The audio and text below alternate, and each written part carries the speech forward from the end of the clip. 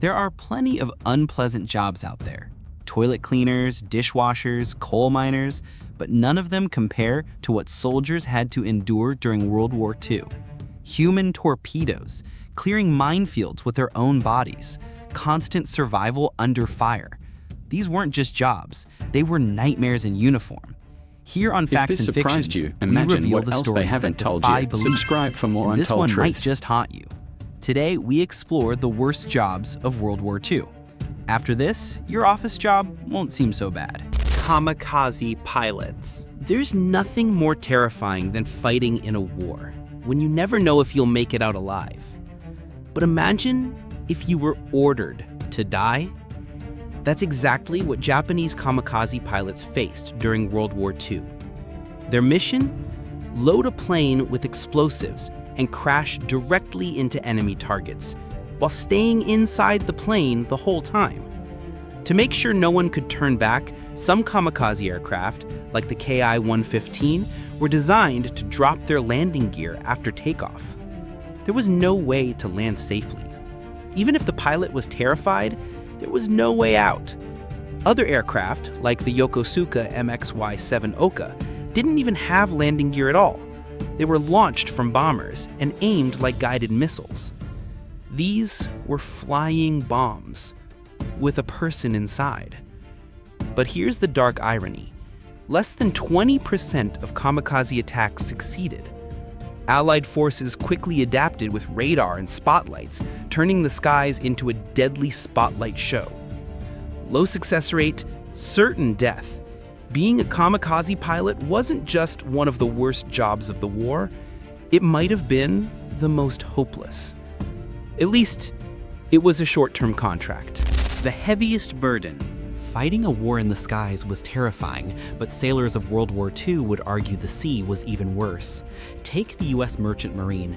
They had to cross the dangerous Atlantic Ocean, hauling vital supplies from the United States to Europe, Britain, and Russia. Without them, the war could have dragged on for months, maybe years. But because these missions were long and critical, merchant ships became prime targets for German U-boats. And the numbers were brutal. Over 8,300 sailors died at sea, 12,000 were injured, more than 600 were captured, and 31 ships simply vanished without a trace. At the time, American newspapers estimated the Merchant Marine was losing 2 ships per week, but now we know the real figure was closer to 33 ships per month.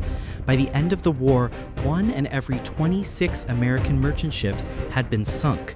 That's a staggering 3.85% casualty rate, the highest of any U.S. military branch except the Air Force.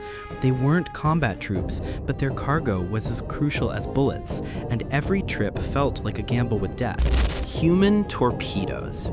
The term human torpedo might sound like something out of a dark comedy, as if soldiers were stuffed into a torpedo and fired through the water to blow up enemy ships. And bizarre as it sounds, it's not that far from the truth.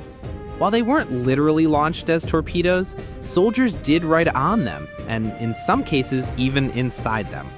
Why? Because early torpedoes couldn't guide themselves. In the days of gramophones and telegrams, they needed human direction. The Italian CLCs, for example, were modified World War I torpedoes operated by 2 men. They had 2 130-kilogram warheads, and the pilot sat up front, steering toward the target. Once they reached the enemy ship, the divers would detach the explosives, plant them on the hull, and swim away before the detonation. Germany followed suit during World War II, creating small submarines with a full-sized torpedo nose and a cockpit. A second torpedo was strapped underneath. The operator manually steered toward the enemy and released the payload just before impact. Safe and reasonable? Not even close. Over 80% of German human torpedoes exploded accidentally before even reaching their targets. But the most terrifying version came from Japan, Kaiten. These were essentially kamikaze torpedoes. Soldiers got inside them and were ordered to die with them. Out of 300 launched, dozens of Kaiten pilots sacrificed themselves in suicidal attacks. effectively turning into literal underwater bombs. It may sound like science fiction, but for many, it was a horrifying reality. Deadly punishment battalions. In 1942, Soviet leader Joseph Stalin issued the infamous Order No. 227, which declared not a step back. It meant that retreating from battle was no longer an option. Soldiers who broke discipline or fled under fire were not just punished, they were thrown into so-called penal battalions. These special units were assigned the most dangerous missions, from storming enemy positions to clearing minefields. Often they were the first to run into battle, sometimes without enough weapons or protection. The chances of survival? Grim. During the Battle of Stalingrad, one penal battalion had just 300 survivors out of 9,000. By the end of the war, over 400,000 Soviet soldiers passed through these units, some for crimes, others for simply retreating without orders. And it wasn't just the Soviets.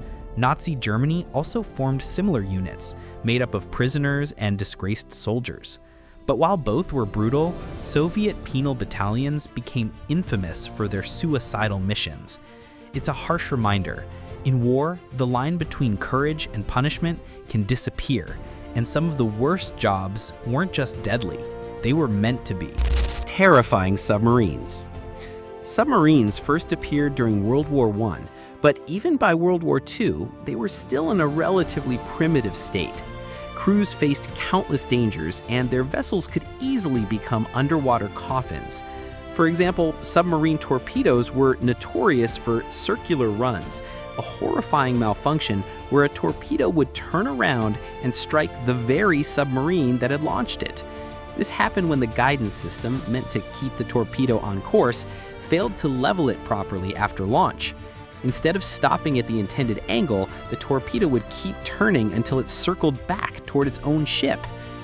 Beyond the risk of circular runs, submarine crews couldn't sleep peacefully due to many other horrors. Fumes from diesel fuel could leak into the sub and suffocate the crew. Batteries could explode without warning, killing everyone inside. Then there's the case of the USS Squalus, a submarine that was hailed as a breakthrough in underwater technology when introduced in 1939. But during a test dive, it suddenly sank to the ocean floor. At the time, rescuing people from submarines deeper than 20 feet or 6 meters was considered impossible. The Squalus sank to a depth at 240 feet or 73 meters. Miraculously, all 33 crew members on board survived. But this nightmare scenario shows just how dangerous early submarines were. Sometimes it was much safer just to keep your head above water. Flamethrower operator. When you picture a typical soldier, what weapon comes to mind? A rifle? A grenade? Maybe a knife for close combat? But what about a flamethrower? It may sound like something out of a video game, but flamethrowers were very real and very deadly during World War II. In fact, they were used extensively, especially by the Germans during their 1939 invasion. These portable weapons were devastating against bunkers, trenches, and fortified positions. A flamethrower consisted of a large fuel tank filled with oil or gasoline, paired with a pressurized nitrogen tank mounted on the soldier's back. It turned the operator into a walking firestorm. But despite their short-range effectiveness, flamethrowers came with serious drawbacks. The Flamen Werfer 35, for example, weighed a staggering 36 kilograms, about 80 pounds, making it difficult to move, let alone run under fire. And that wasn't the worst part. These fuel tanks made flamethrower operators one of the most vulnerable targets on the battlefield. One well-placed bullet could ignite the tank, turning the soldier and anyone nearby into a screaming fireball.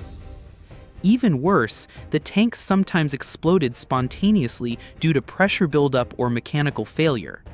Let's face it, no one wants to die like that. Field medic. While soldiers fought on the front lines, the army couldn't get far without good medics. During World War II, more than 400,000 soldiers were killed in battle, and over 671,000 were wounded. To put that into perspective, that's about the same population as the entire city of Nashville, Tennessee. This number becomes even more shocking when you learn that only 50,000 doctors were enlisted during the war. These doctors had to deal with unimaginably horrific wounds, disease outbreaks, a lack of medicine, and sometimes even enemy fire. But compared to field medics, doctors had it easy. On the front lines, field medics, many of them civilian volunteers, cared for wounded soldiers right in the middle of combat zones. In a typical U.S. battalion of 500 troops, only around 30 were medics. That meant each one was responsible for more than 16 lives. Worse yet, due to time constraints, some medics were trained for the first time while already under fire. Talk about trial by fire. Technically, medics are protected under the Geneva Convention and shouldn't be targeted in battle, but that didn't always matter. In the U.S. Army alone, over 13,000 medics were killed in the war. Many worked right on the front line, advanced with assault troops, and even crossed into enemy territory to save lives. And often, while helping the wounded, they got wounded themselves. If you ask me, that's not bravery, that's near superhuman. D-Day, June 6, 1944. A day that changed history forever. The Allies launched a massive invasion of Normandy in northern France, turning the tide of World War II in Europe. Sounds like a victory? Not so fast. For the soldiers on the front lines, D-Day was a nightmare. Take the Pathfinders, elite paratroopers tasked with jumping behind enemy lines at night to mark drop zones for the incoming forces.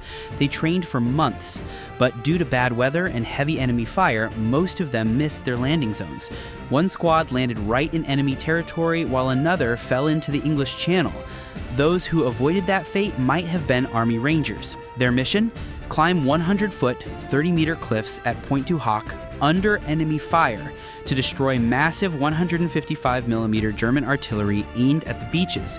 It was brutal. By the end, the Rangers had lost over 70% of their men, but they completed the mission. Others served in the 320th Barrage Balloon Battalion, a unit of 621 brave African-American soldiers who launched hydrogen-filled balloons attached to explosive wires. If an enemy aircraft touched the cables, boom. But working with hydrogen under fire, one spark and it could all go up. Luckily, they avoided disaster, but the danger was constant. Then there were the infantry and airborne divisions, American, British, and Canadian, who stormed the beaches after a failed bombing run. Under relentless German artillery fire, they waded through water and charged into chaos. By the end of D-Day, Germany had lost around 9,000 men. The Allies lost even more, over 10,000. That's more than one soldier dying every single minute. Yes, it was a critical turning point, but for the soldiers on the ground, it was hell on earth.